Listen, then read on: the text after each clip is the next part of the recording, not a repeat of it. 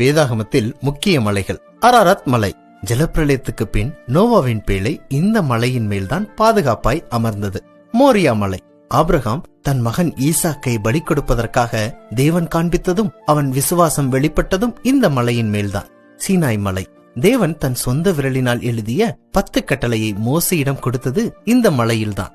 கர்மேல் மலை. கர்த்தர் தெய்வமா பாகால் தெய்வமா என்ற கேள்விக்கு எலியா வானத்திலிருந்து அக்கினி இறக்கி கர்த்தரே தெய்வம் என்று நிரூபித்து காட்டின மலை இந்த மலைதான்.